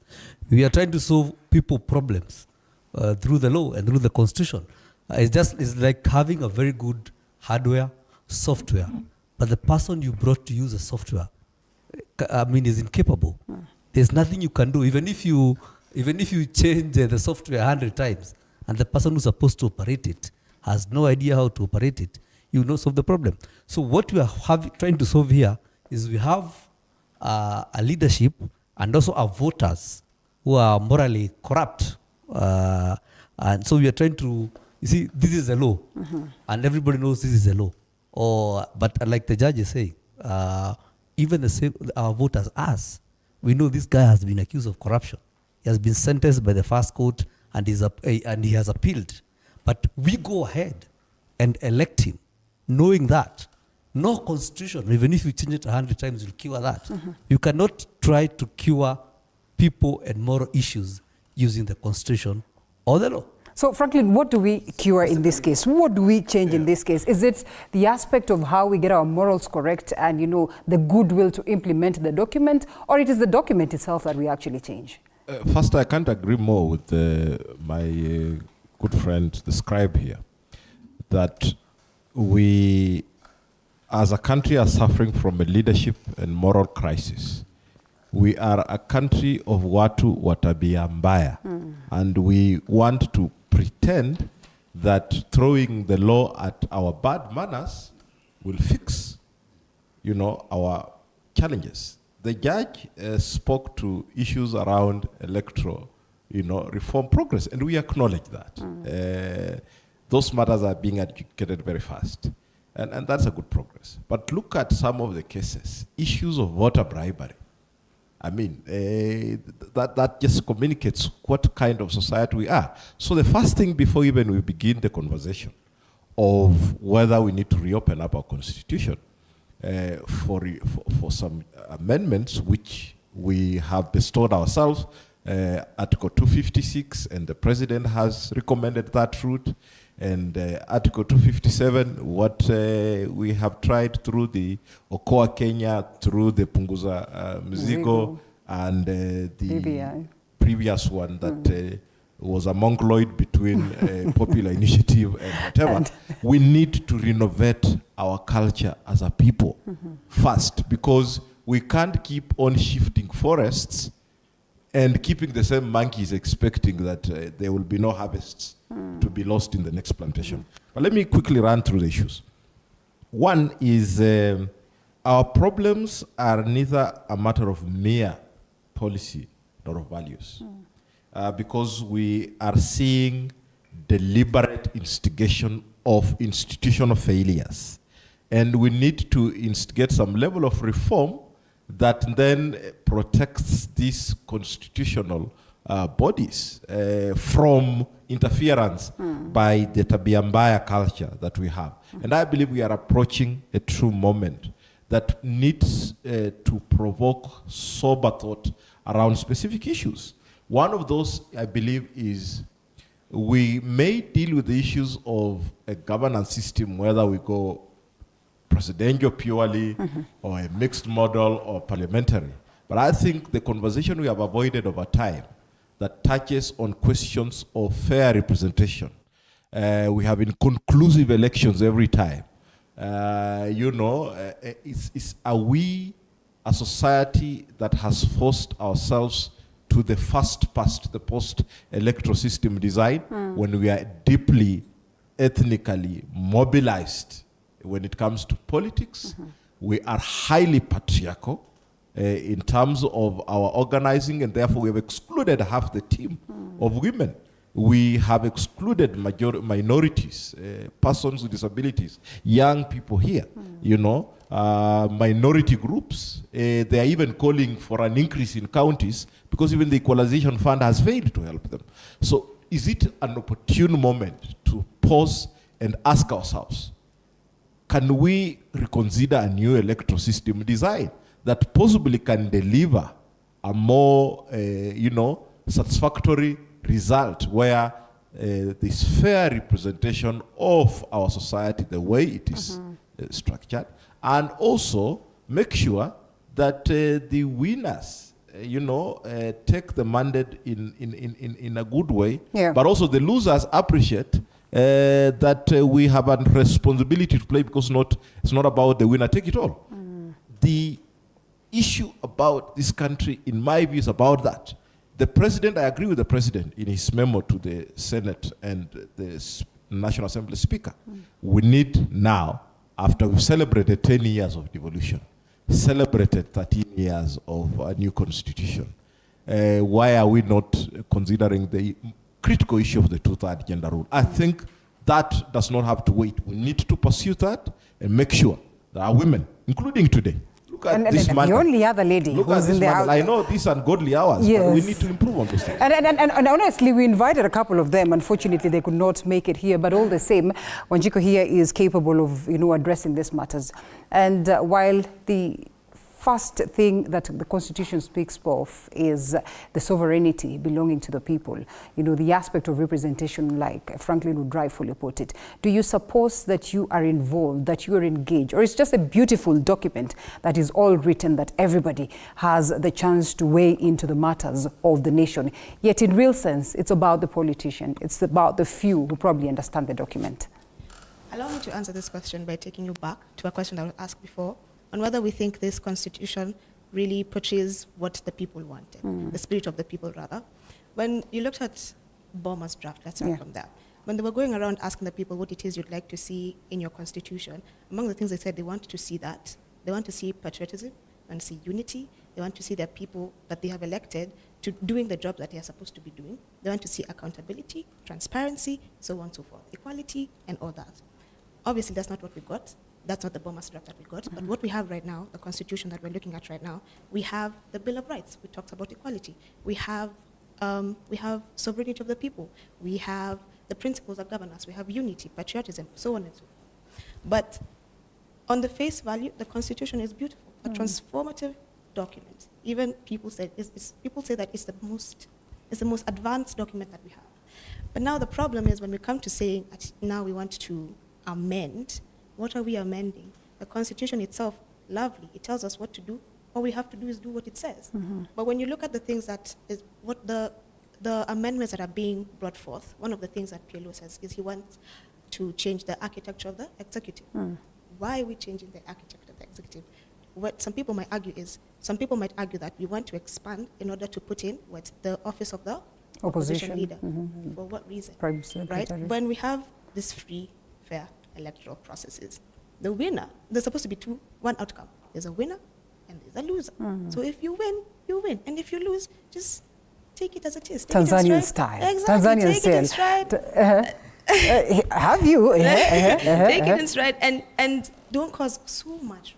For what reason? So again, I think one of the things that has been coming up a lot is that there's a problem with implementation.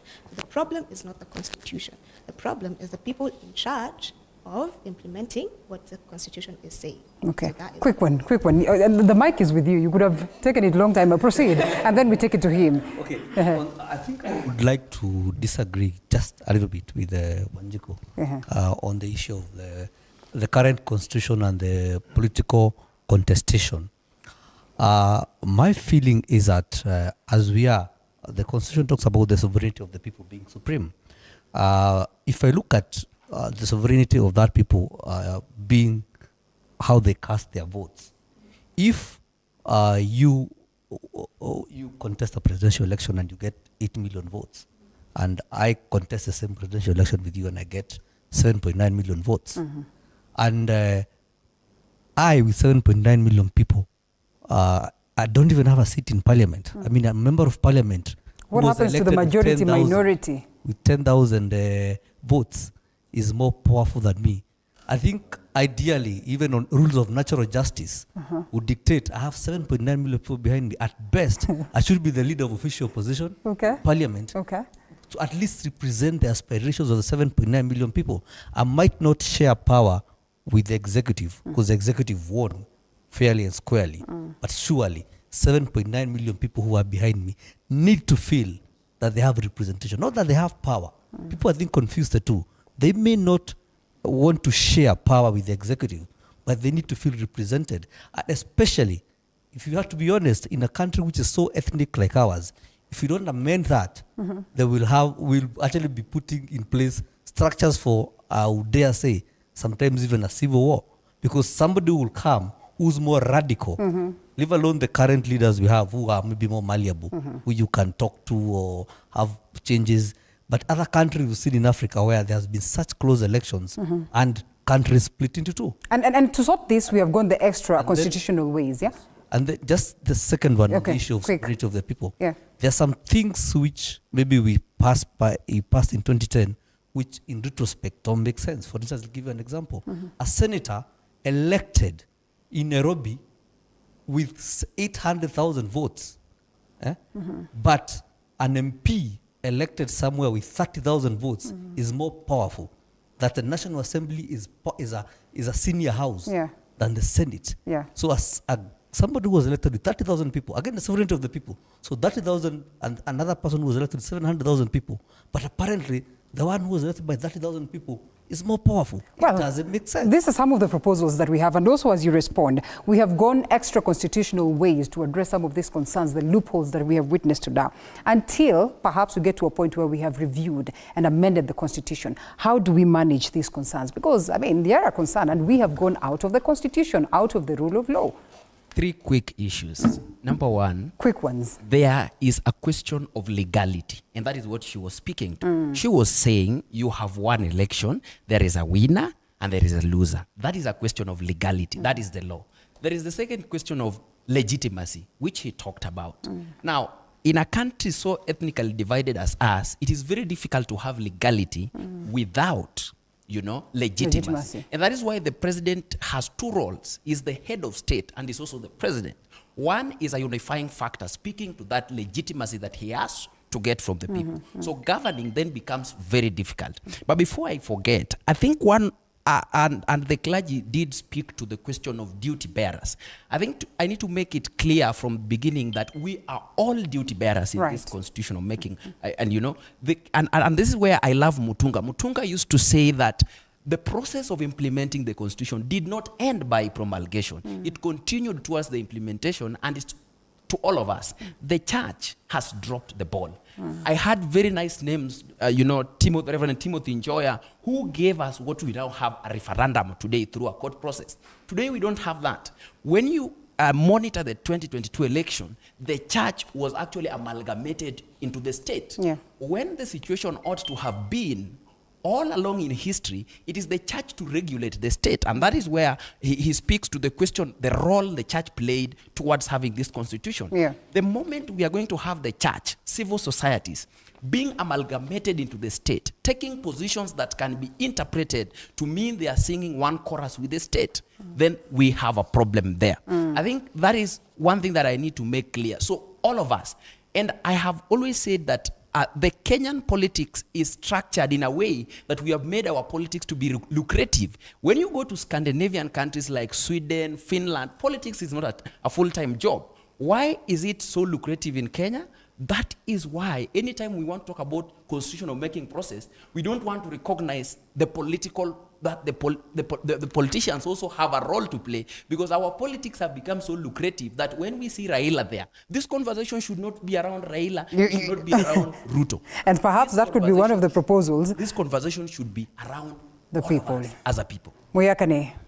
Right. And on that note, I would like the gentleman that I have here to respond to some of the things that have come, and as we wind up. But man of God, there's a point that you need to respond to. And as you do that, I'd like to quote something from the good book that I'm sure you're very well familiar with, Romans 7:15. It appears that we are suffering from this, which says, that which I want to do, I don't do, but that which I hate, I do.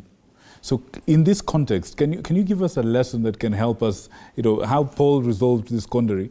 It appears we're in a crisis, in a quandary of morality and legality and which way to go for the future. Talk to us a little bit about that. Yeah, let me first respond to what he raised. He used very tough words as a lawyer. If I also chose to use theological terminologies, I believe we would all float, maybe. But I want to inform him that he has a right to say what he said, that the church has been amalgamated. Is that true? I know he just missed to say that the church is in bed with the government. That is not true. It can never be true. The church has never been quiet, and I know he knows that. But I want to remind him and anybody who thinks like him that when you have your earphones on and somebody is talking sense around you, you'll only be hearing what your earphone is delivering to your eardrums. And so the church has been the church. The church has been looking into the issues around the Constitution and how some parts have not of the Constitution has not served us, and how we have always gone AY and sometimes even killed ourselves, as it happened in 2007, 2008. Right. And you cannot say that the church has never talked. The church still talks, and that's why I'm here to talk. Fair enough. And say that when a child reaches the age of 13, that child has to be properly examined and to know how that child has grown from now childhood and now getting into teenage. That's why it is 13 to 19, that is teenage. And that is the time that this child is to be checked properly, helped to grow, and to understand some of the values, and to know what they have, what gains they have done or have made in life. And that's why at 13, right, the Constitution has to be relooked. When did we start as a church? If you remember, before the immediately after the 2008 skirmishes that almost, rendered this country ungovernable, the church stood and said, if there are some things that have not served us in this Constitution, then something needs to change. Then something needs to be relooked. Okay, so and so from where you sit, and yes. I'm sorry to cut you short. We're completely running out of time. Yeah. I want to shift this conversation, and I'm going to ask each of you gentlemen one question. Yeah. And as concise as you can. With my apologies, as concise as you can, give us this answer. And I want you to speak to Kenyans, and we'll start with you since you're holding the microphone at this point. Yeah. Talk to us 3 quick things. What do you want to see happen in the next 10 years of this Constitution? Your hopes and dreams for the next 10 years that will give you something that you will be proud of as a Kenyan. All of you, that's your question. Please think about it. Let's start with you. 3 things that you want to see in the next 10 years. Please, quick as you can. Thank you, Victor. For Kenyans, I would tell us that in the next 10 years, I would want to see a population of Kenyans that are patriotic, that understand that this country is theirs and does not belong to anybody else. Whether you are a leader or you are a common citizen, you need to participate in the affairs of this country. Okay. Number 2 is that there are no special leaders in this country.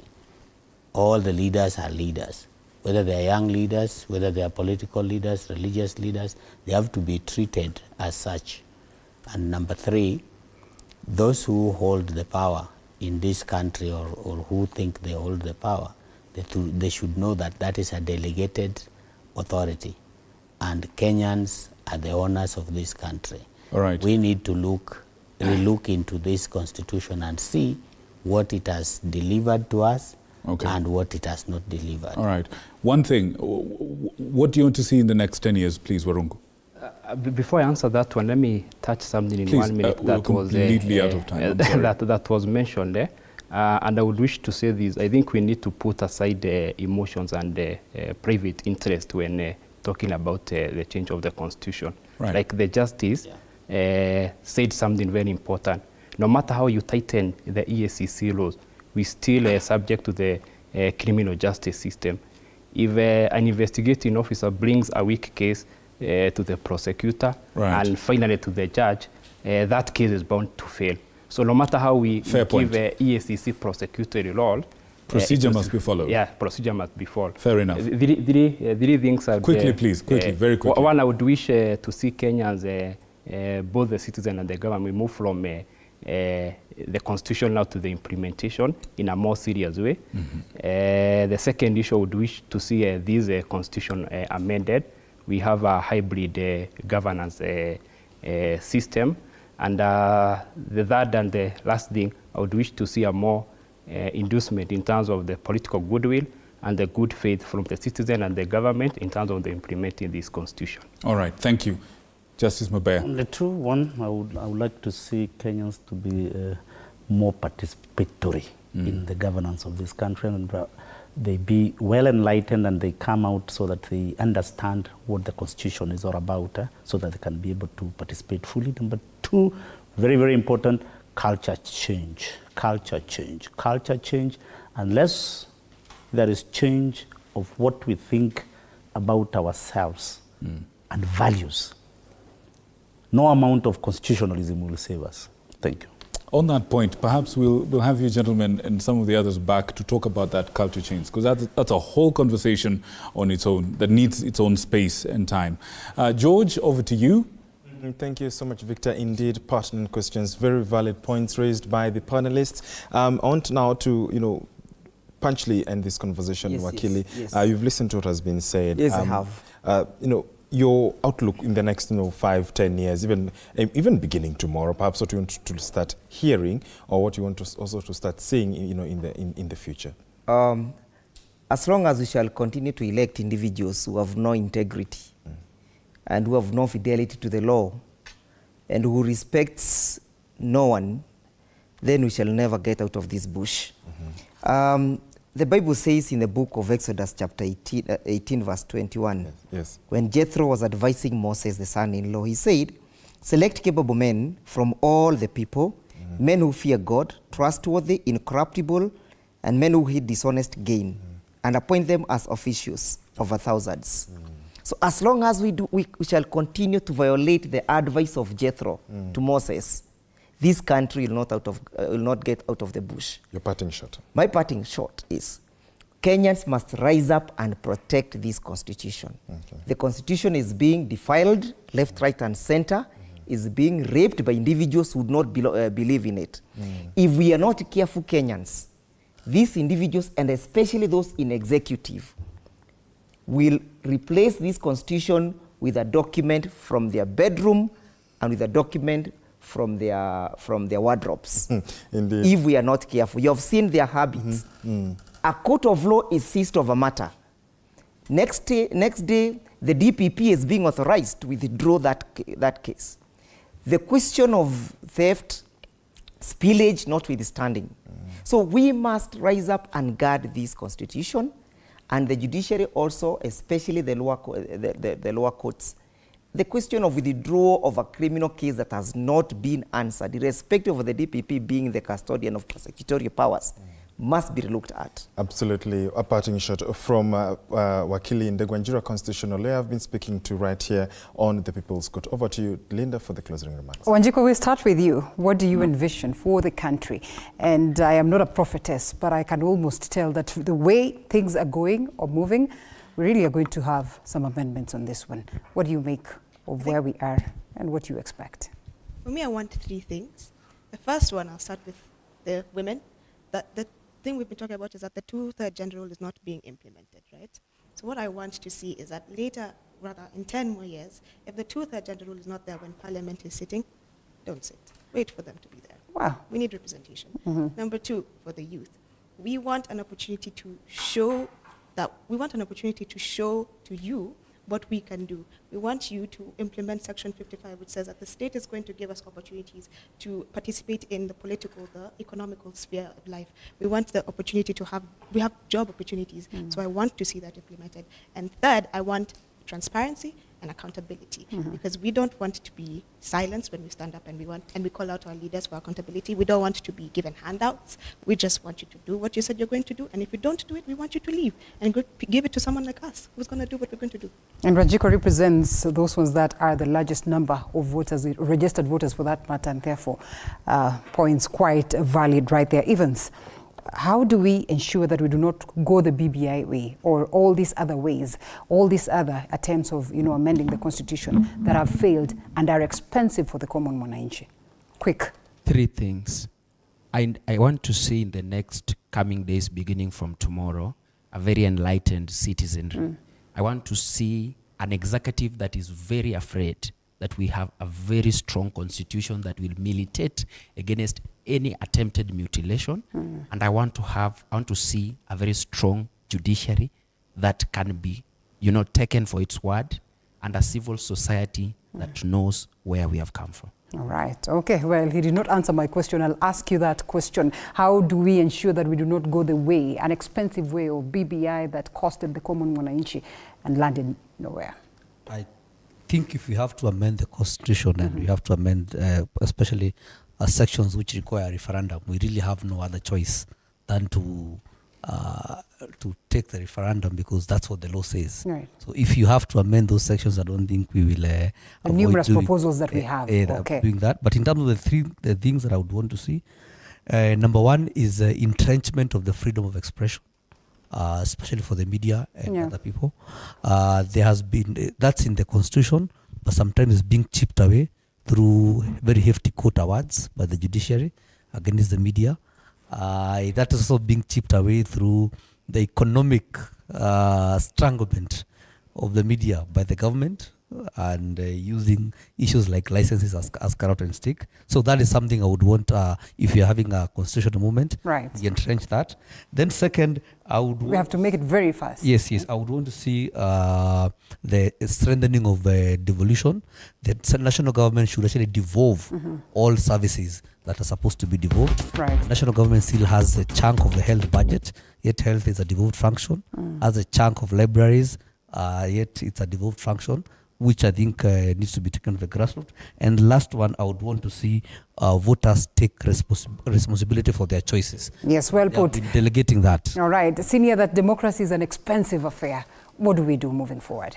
We need a shift of our mindset to give us practical statesmen and citizens that will just confirm that we merely have to return to implementing and adhering to the rule of law so that our constitution can function. We need to guard against amendments that will destroy or prevent emergence of the resilient, accountable, transparent institutions of the state. Well put. Thank you so much. No better way to close it. I think, gentlemen and lady, it's at this very point that we almost come to a close. You have feedback? Yeah, a lot of feedback have been coming on our social media platforms, especially on Twitter. We did have Mishuki who told us on Twitter that we don't need to review the Constitution for the time being. Leaders are being selfish and want to create positions for themselves. A rallying call that we've had, especially from our panelists right here on the People's Court. My name is George Maringa. We want to thank you so much for your time right here on TV47. As always, stay safe and be kind to one another. I'll see you next week. All right, and my name is Victor Muyakane. As always, thank you for choosing us to inform you this evening. May God bless you. And I'll appreciate Evans, I'll appreciate Guchu, I'll appreciate Franklin, as well as Wanjiku, the ones that I was with. Thank you so much, as well as Ndegwa and the judge here, certainly the clergy. I call you the clergy because you represent the clergy. And the politician, Wakili Warungu, thank you so much. Gentlemen, my name is Linda Alela. It was great having you. Do have a lovely, lovely evening ahead.